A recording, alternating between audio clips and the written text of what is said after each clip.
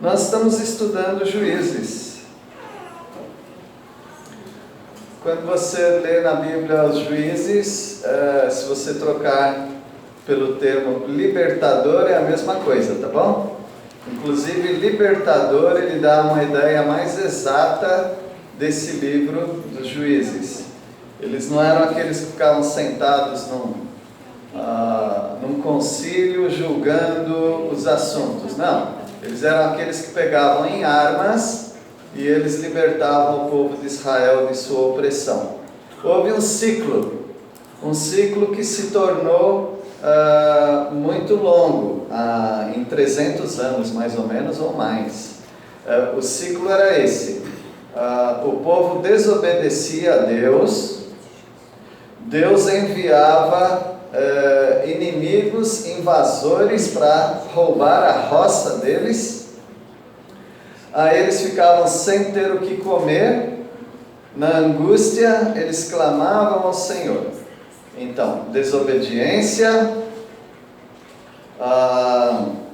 invasão, clamor, e Deus levantava um juiz, um libertador, e ele libertava dessa opressão. Aí começava tudo de novo. Então, no ponteiro do relógio, no 12, desobediência. No 3, estão acompanhando o relógio? Sim. No 3, invasão. No 6, clamor. E no 9, libertação. No 12, desobediência. O relógio não para. Era assim o povo por mais de 300 anos. E o livro de Juízes nos mostra, logo na introdução, as situações em que se encontrava, ou nas quais se encontrava o povo de Israel. Assim que eles entraram na terra de Canaã, a terra da promessa, Josué os conduziu na entrada. E logo de cara, coletivamente, eles venceram 2 cidades. Jericó, sem dificuldade alguma. Depois Ai, aí já teve alguma dificuldade, mas eles contornaram a situação e venceram Ai. E depois foram distribuídas as terras para as 12 tribos de Israel, em 12 territórios. E eles tinham que entrar nesse território e matar todo mundo. Eu não preciso justificar Deus, tá bom? Deus mandou, então Deus está justificado desse ato. Mas só a título de tranquilidade para o seu coração, se ajudar um pouquinho, esse povo teve 420 anos de tempo para se arrepender. E para tranquilizar mais ainda o seu coração, se o povo entrasse numa cidade e tivesse pessoas arrependidas de seus pecados, Deus pouparia essas pessoas. Nós temos que deduzir isso baseado em 2 situações. Raabe e a família foram poupadas de um extermínio. Mesmo que Jericó tenha sido exterminada, mas Raabe e a família foram poupados, porque se arrependeram de seus pecados e aceitaram o Yahvé, o Jeová, o Deus de Israel. A outra prova é que dentre aqueles eus, jebuseus, ferezeus, caldeus não, quais mais? Me ajuda aí, dos eus. Filisteus, também os filisteus. Dentre eles tinha um povo que se juntou a Israel, não numa aliança traiçoeira como os outros, mas arrependidos. Foram os queneus. Então os queneus são uma exceção dentre aqueles povos que deveriam ser destruídos. Muito bem, nós estamos aqui na destruição do povo. Essa era a situação ou as situações nas quais se encontrava o povo. Tiveram as primeiras vitórias, foram muito bem. Algumas vitórias foram impressionantes, porque o nosso Deus, Ele não precisa de um grande exército treinado para derrotar inimigos. Assim como também você não precisa ter muitas capacidades, recursos para vencer as lutas diárias da sua vida. Os seus 3 inimigos são bem conhecidos e bem presentes: o mundo, a sua própria natureza pecaminosa chamada carne, e o diabo. Esses são os seus 3 inimigos que diariamente você tem que vencê-los. E o nosso Deus, Ele te dá todos os recursos para vencer, porque a batalha não é sua, a batalha é do Senhor. Você precisa apenas obedecer. No entanto, o povo de Israel começou a não ter vitórias completas. E você sabe que se uma vitória não é completa, se fica um resquício, um rabicho, ele vem te atrapalhar depois. É como uma pessoa que fala assim: eu estou vencendo os meus vícios aos poucos. Aos poucos não dá certo, você tem que cortar de vez. Ah não, mas ainda está faltando aqui meia garrafa, ainda está faltando meio maço, ainda está faltando umas pedrinhas. Sei lá o que é pedrinha. Ainda está faltando 2 encontros amorosos que estão pendentes. Eu preciso dar conta desses encontros, mas depois eu vou deixar tudo, tá bom? Você entra no ponteiro do relógio número 3. Meus irmãos, nós precisamos extirpar das nossas vidas coisas que não agradam ao Senhor, mas extirpar sem dó. Só que você não consegue fazer isso, mas a peleja não é sua, é de Deus. Ele vai te dar forças e Ele vai vencer para você. Mas você precisa colocar-se nas mãos de Deus e dizer: Senhor, está aqui sobre a mesa esse vício, essa paixão, esse pecado, por favor, extermine isso. E Deus vai fazer isso na sua vida.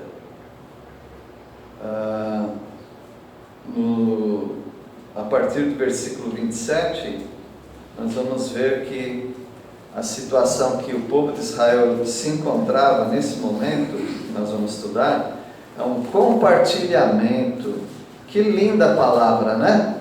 O irmão nos falou sobre amor, depois ele nos falou entre amor de família, e precisa ter um compartilhamento.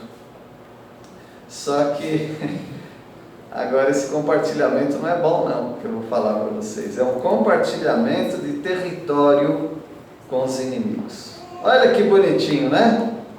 Dá para viver junto, cabe Israel e cabe os jebuseus. Cabe Israel e cabem os fariseus.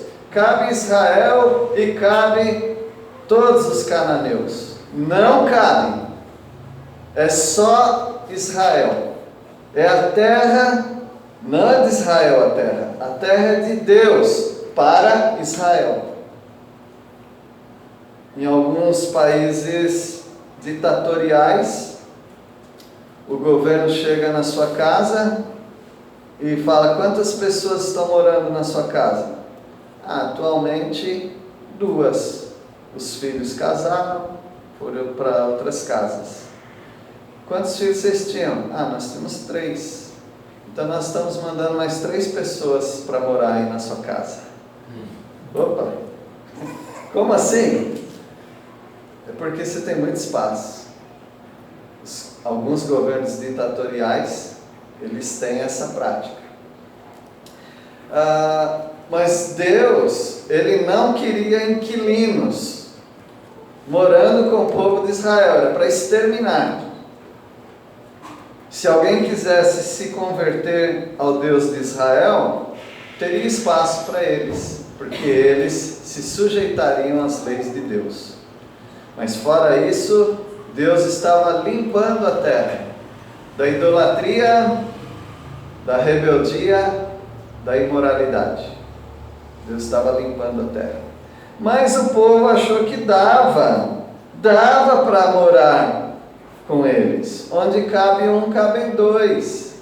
E eles estavam compartilhando o território. Aliás, em uma situação como a tribo de Dan, é quase que eles estavam pedindo permissão. A gente pode morar com vocês? Não, a terra não é deles. Deus está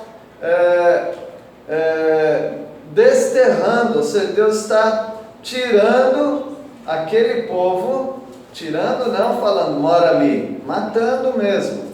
Deus está exterminando aquele povo para que o povo de Israel comece ali a sua nação. Já tem uma nação, mas comece a nação propriamente dita, com território, com lugar de adoração, posteriormente com um trono, com um rei. Então Deus estava montando tudo bonitinho, Deus estava varrendo a casa para colocar novos moradores ali. Deus vai fazer isso um dia. Deus vai varrer dessa terra todo iníquo, todo perverso, todo aquele que não crê no Senhor. Salmo 1, ele nos fala disso, que os justos permanecerão, mas os ímpios eles serão levados como a palha é levada pelo vento. E os ímpios serão desarraigados da terra, serão arrancados com raiz e tudo, para que o povo de Deus habite nessa terra, no reino do Senhor Jesus Cristo. Isso vai acontecer. Então nós odiamos todos aqueles que não são do povo de Deus? Pelo contrário, nós amamos e nós pregamos e nós falamos: por que vocês não se convertem para vocês habitarem a terra junto conosco? Esse é o objetivo do crente, é ganhar essas pessoas. Mas Deus aqui não tinha conversa com eles, era para chegar exterminando esses povos. Tá bom, já coloquei vocês dentro da guerra, agora aguenta. Versículo 27, a ordem era afastar os aldeões, afastar através do extermínio. Versículo 27, alguém pode ler? Nem Manassés expeliu os habitantes de Bet-Sean, nem dos lugares da sua jurisdição, nem Atanak, com os lugares da sua jurisdição, nem os moradores de Dor, com os lugares da sua jurisdição, nem os moradores de Ibleão, com os lugares da sua jurisdição, nem os moradores de Medido, com os lugares da jurisdição. E quiseram os cananeus habitar na mesma terra. Então a gente já está começando mal o nosso texto. O povo de Manassés, filhos de José, né, da tribo, deveria destruir, exterminar esses povos, mas eles resolveram que daria para compartilhar o território. Por isso eles não expulsaram esses moradores. E eles, os cananeus, eles lograram, ou seja, eles tiveram sucesso nisso de permanecer na mesma terra. Começaram errado. Isso aqui vai dar problema. Não adianta você querer ficar com alguns pecados de estimação no seu coração. Vai dar problema. Tem que exterminar essas coisas da sua vida. Versículo 28. E sucedeu que, enquanto Israel comprou mais forças, fez os cananeus tributários, porém não as temiam de tudo. Se não houver uma ação radical, o inimigo vai permanecer naquele território e não adianta cobrar impostos deles. Esses impostos não vão valer nada para você diante daquilo que eles vão fazer com seus filhos. Versículo 29. Efraim também não expulsou os cananeus que viviam em Gezer, de modo que os cananeus continuaram continuaram a viver entre eles. Então Manassés e Efraim, que é conhecido como a tribo de José, essas duas tribos não estão fazendo aquilo que Deus mandou fazer, não estão exterminando os inimigos. Agora você pode entender um pouquinho a necessidade de exterminar os inimigos, e você pode também rechaçar aquele pensamento de que Deus é mau. Ou seja, algumas pessoas falam: por que Deus mandava entrar numa cidade, num território, e matar todo mundo? Você está sabendo por quê? Deus está matando muita gente diariamente, mandando para o inferno. E você não está preocupado com isso. Você está preocupado que há 4.000 anos atrás, Deus estava matando gente naquele território. Hoje, todo dia Deus está fazendo isso. Porque eles vão morrer mesmo, assim como nós, fisicamente falando. Mas eles têm aquela morte da separação de Deus e a morte eterna, que é uma consequência de não crerem, não aceitarem a salvação em Cristo Jesus, além de terem nascido em pecado. A única salvação das pessoas hoje é aceitar Cristo como Salvador. A única esperança que aquelas pessoas teriam era aceitar o Deus único de Israel, libertador do povo do Egito. Quando eles estavam no Egito, eles tinham que aceitar isso. É muito simples.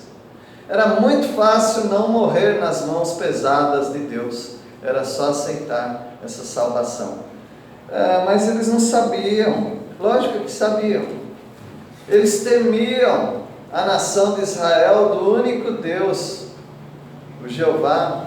A história correu por todos os cantos da terra, naquela terra, né? Eles sabiam quem era Jeová. No entanto, eles estavam ainda permanecendo na sua idolatria. Deus manda exterminar. Nos versículos 30 a 32, nós temos um ensino aqui também. Nós pensamos ser possível vencer o mundo.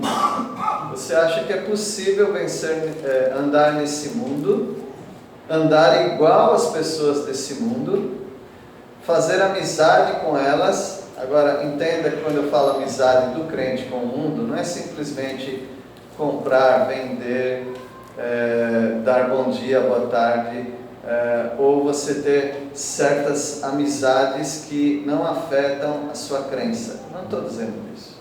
Nós temos amigos que não são crentes em Cristo Jesus, mas nós não estamos mergulhando nas mesmas práticas que eles têm, no pensamento da mente deles. Nós não andamos como eles. E nós deixamos bem claro, às vezes não tão bem claro, né? Mas eles acabam descobrindo que nós somos diferentes deles, e eles acabam descobrindo que nós não damos as boas-vindas para os costumes deles. Eles sabem disso.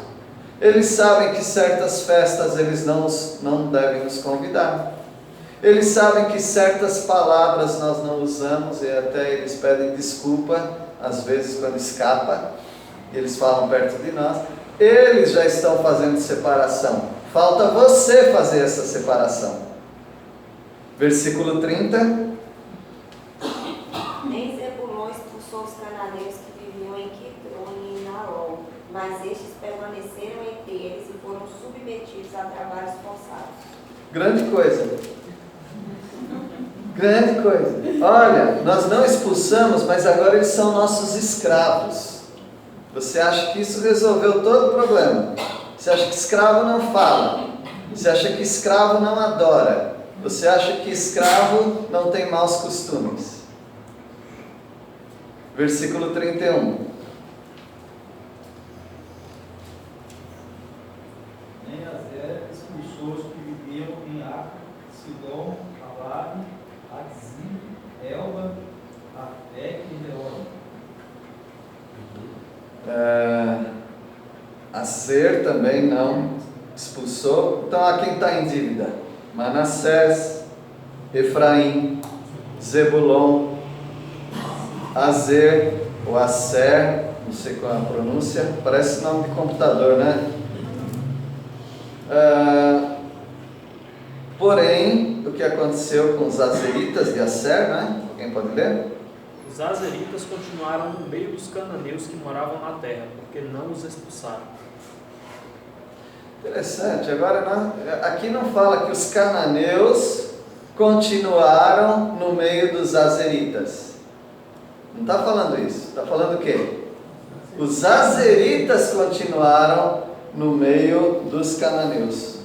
O que isso significa? Notaram o jogo aqui? Isso significa que eles estavam considerando que aquela terra era dos cananeus. E é como se eles estivessem pedindo permissão para morar como inquilino na terra de vocês. Talvez seja assim que você esteja vendo também a questão dos seus inimigos. Com o diabo, o mundo e a sua natureza pecaminosa. Como se você, servo do Deus vivo, discípulo de Jesus, tivesse que pedir permissão para eles, para você fazer certas coisas. Não! Eles que estão invadindo a sua vida cristã. Você tem que expulsá-los. E os azeritas estavam no meio dos cananeus. Não exterminaram os cananeus. No versículo 30, esse foi o 32, né? Agora no versículo 33, se nós não tivermos uma ação radical, ou eles aqui no caso não tiverem uma ação radical de exterminar como Deus falou para fazer, o que vai acontecer é que eles vão permanecer no meio do inimigo. Então o inimigo vivendo entre eles vivendo entre os inimigos, e isso aqui não vai dar para eles resultado que Deus queria, de fazer do povo uma propriedade exclusiva, com território exclusivo.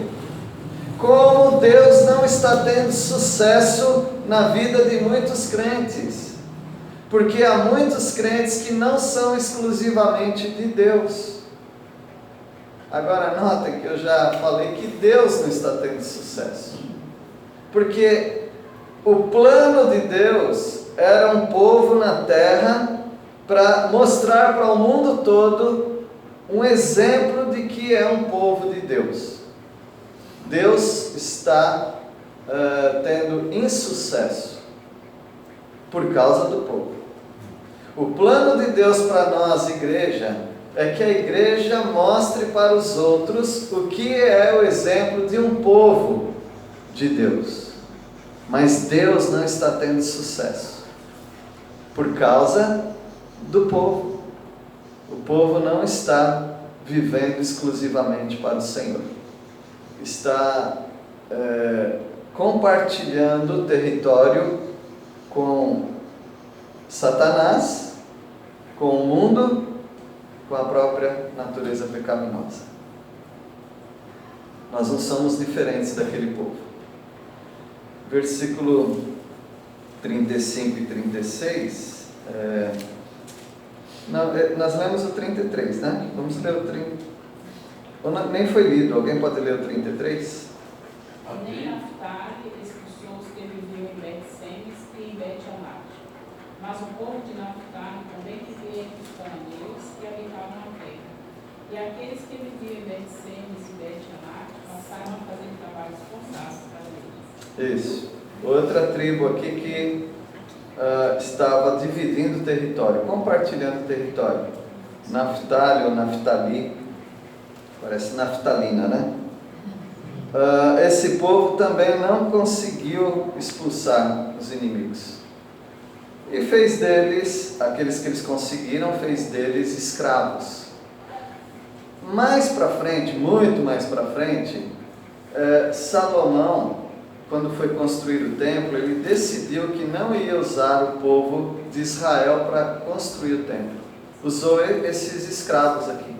juntou todos esses escravos e o templo de Israel foi construído por esses escravos. Agora,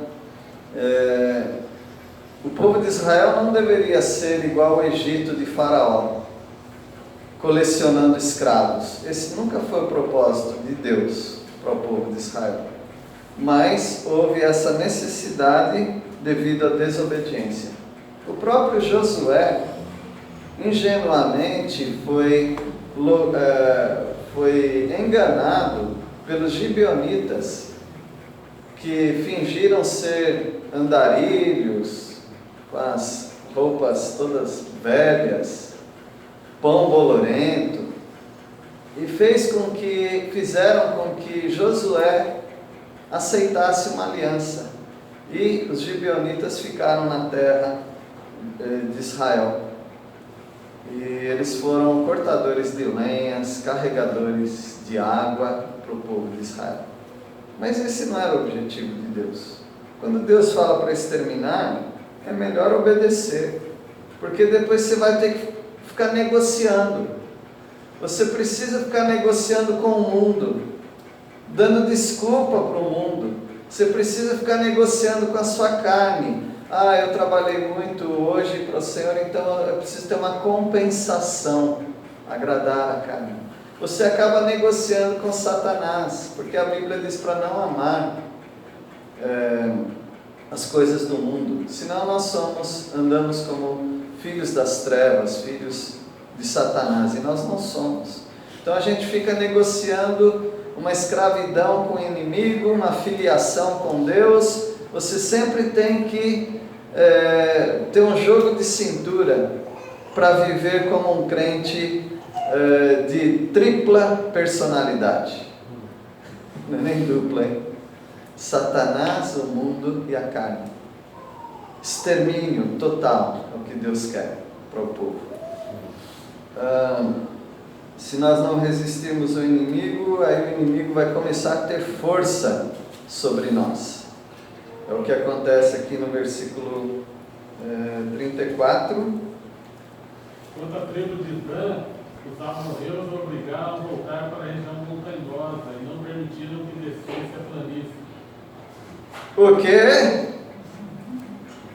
Agora, o escravo está mandando no Senhor? Em Provérbios tem um versículo que diz assim: não mime demais o seu escravo, porque logo ele começa a se tornar o seu Senhor. É assim mesmo o versículo, mais ou menos assim. Logo ele começa a mandar em você. Então o povo de Dan, aqui é outra tribo, tá? Dan, fizeram um jogo com os amorreus de tal maneira que não conseguiram nem fazer uma aliança decente, mais ou menos decente, igual às outras tribos. As outras tribos, pelo menos, está errado, tá? Mas pelo menos conseguiram subjugar os povos e fazer deles escravos.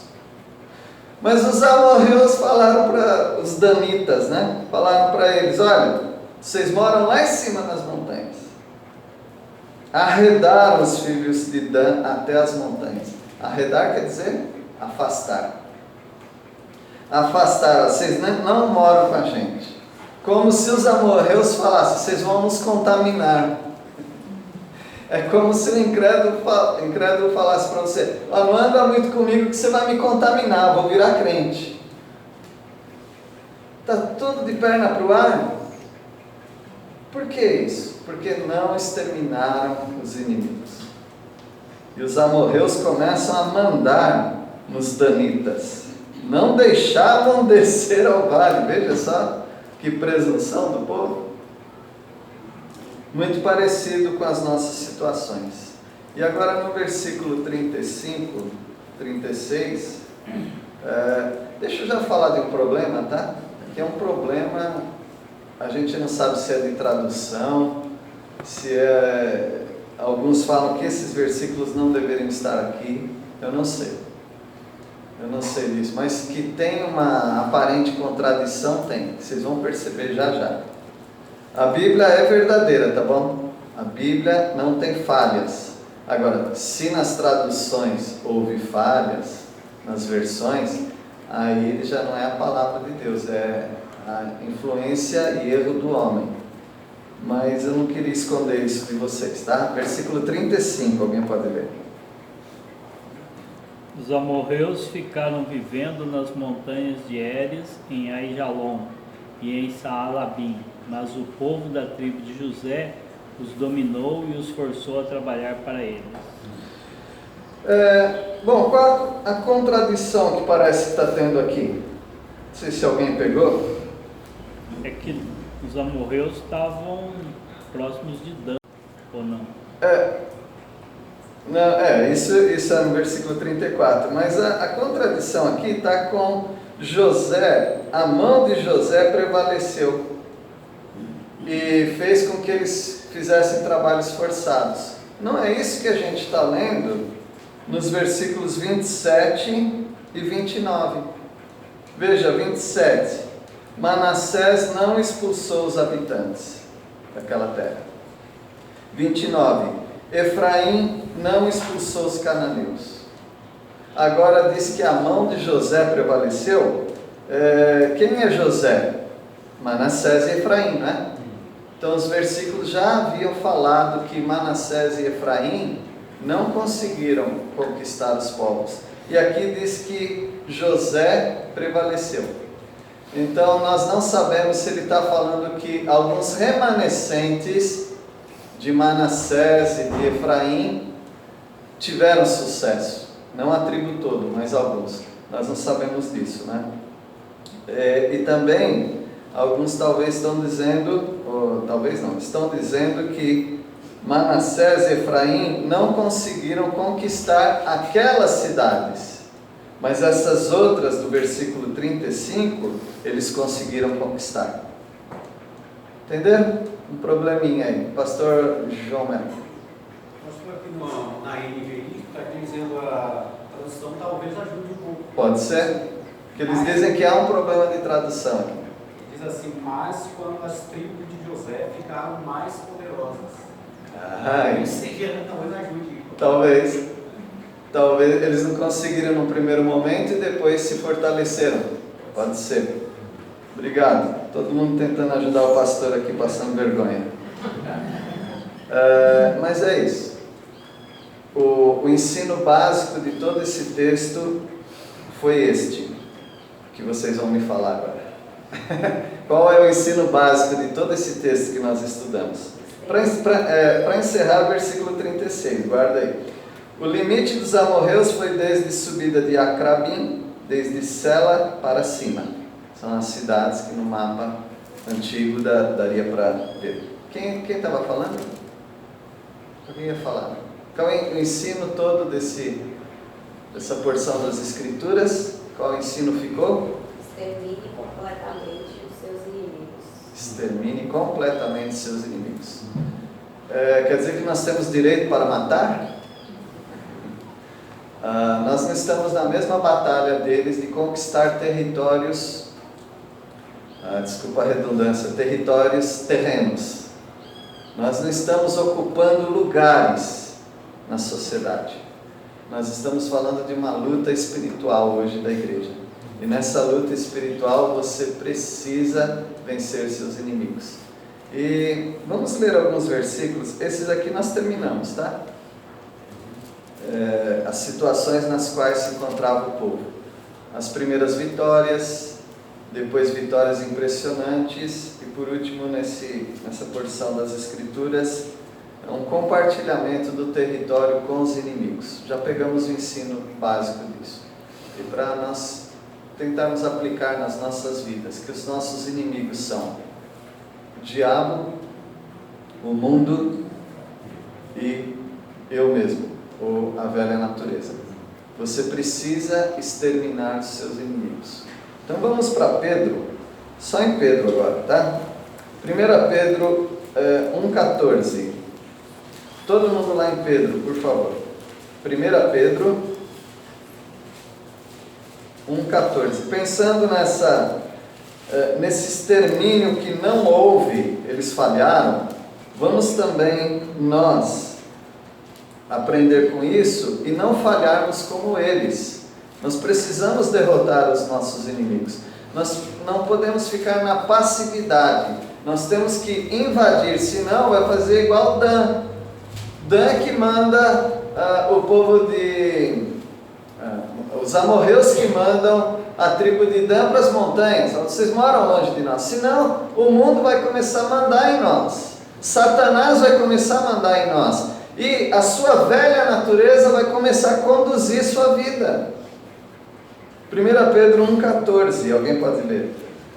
Sejam obedientes a Deus, não deixe que a vida de vocês seja dominada por aqueles desejos que vocês tinham quando ainda eram ignorantes. Isso.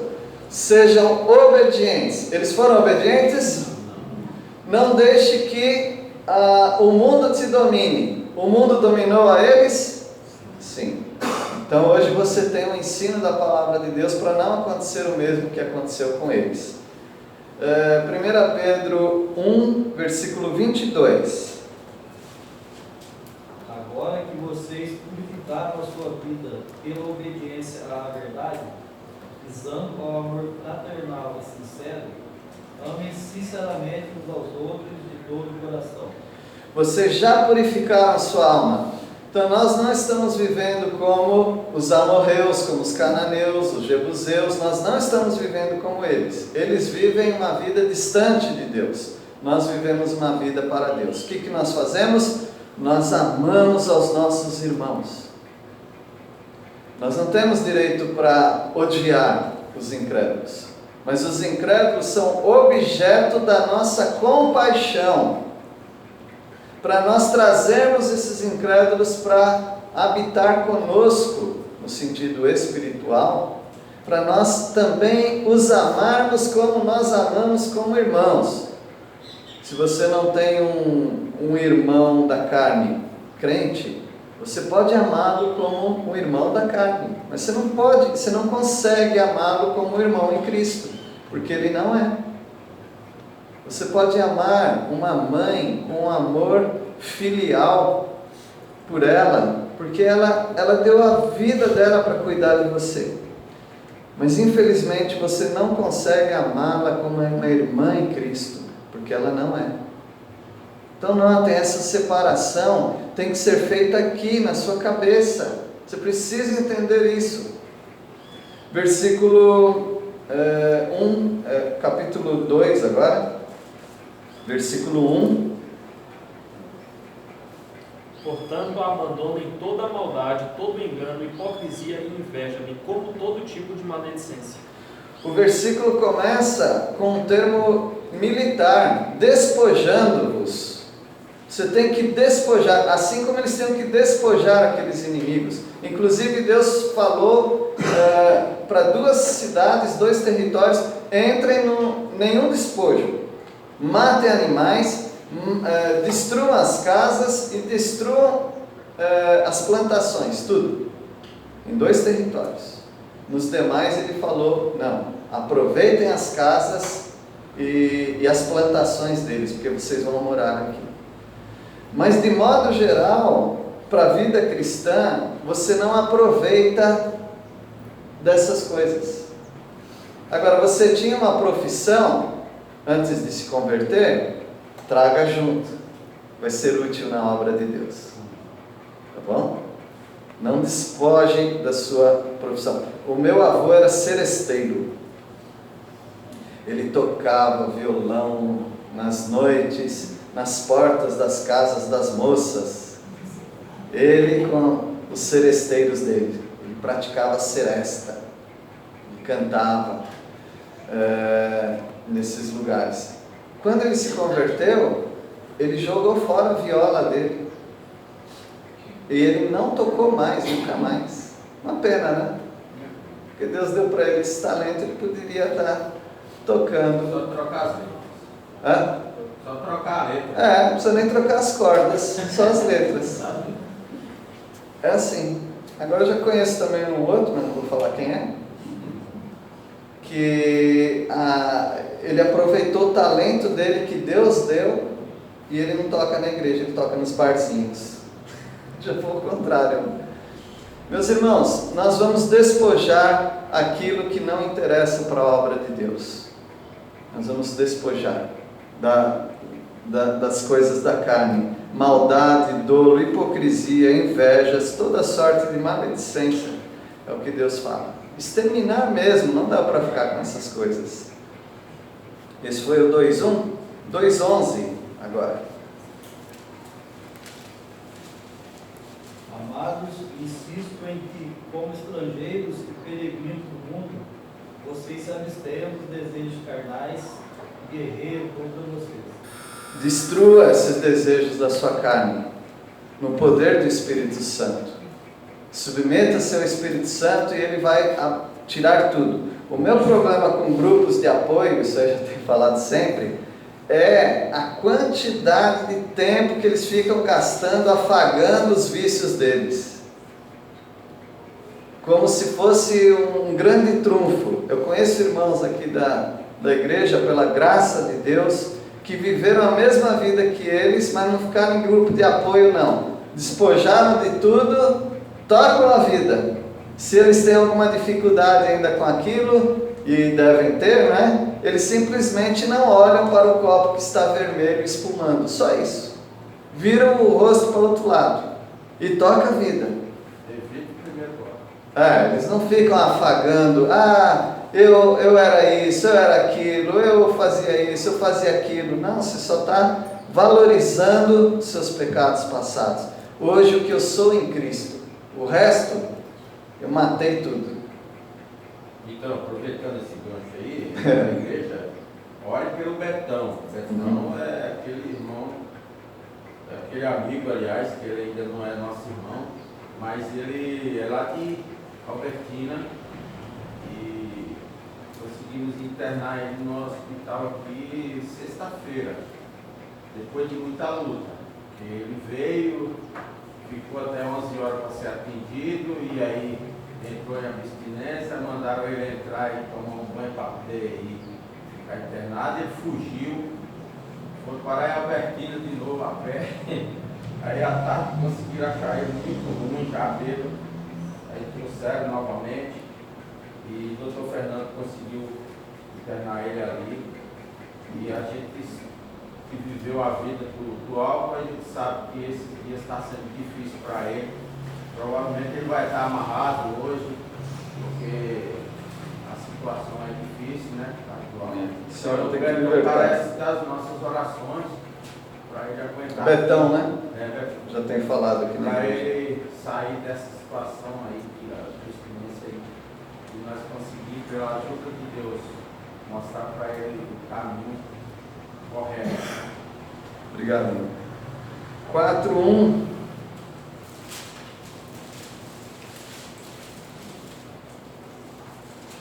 Ora, tendo Cristo sofrido na carne, armai-vos também vós do mesmo pensamento. Pois aquele que sofreu na carne, o que ele fez? Deixou o pecado. O Senhor carregou os nossos pecados e deixou lá na cruz. Então é lá na cruz que eles estão, exterminados. E o versículo 2, alguém pode ler? Para que o tempo que vos resta na carne não vivais mais segundo as concupiscências dos homens, mas sugerindo a vontade de Deus. Concupiscência quer dizer paixões mundanas, prazeres carnais. Para não viver assim, tem que exterminar essas coisas da sua vida. E também, versículo 17, 4:17. Pois chegou a hora de começar o julgamento pela casa de Deus. E se começa primeiro conosco, qual será o fim daqueles que rejeitam o Evangelho de Deus? O julgamento em Canaã começou 420 anos depois. E o nosso julgamento já começou também. Deus está julgando as obras da nossa carne diariamente. É só você perceber que Ele está julgando isso.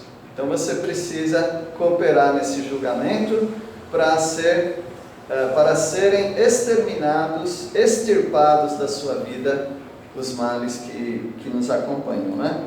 E também o último versículo que eu quero ler é sobre o nosso grande inimigo, Satanás. Versículo 5, 8. Capítulo 5, versículo 8. Estejam alertas e vigiem. O diabo, o inimigo de vocês, anda ao redor como um leão, fugindo e procurando a quem possa devorar. Fiquem alertas. Então essa foi uma mensagem sobre separação, não é? Nós temos que nos separar do pecado, nós temos que exterminar das nossas vidas aquilo que não agrada a Deus, e nós temos que tomar muito cuidado com a nossa complacência, com a nossa amizade com o mundo, a nossa amizade com os planos de Satanás e a nossa amizade conosco mesmo, com a nossa natureza pecaminosa. Que Deus os abençoe. Vamos orar. Deus querido, obrigado pela Tua palavra, como exemplo para nós do compartilhamento daqueles territórios que o povo de Israel não deveria ter. Nós lembramos hoje também que nós não devemos compartilhar os nossos pensamentos ou os pensamentos do mundo conosco. Ajuda-nos, ó Pai, a extirparmos das nossas vidas, separarmos-nos do pecado, para nós vivermos uma vida de vitória completa com o Senhor. Nós oramos pedindo a Tua ajuda, em nome do Senhor Jesus. Amém.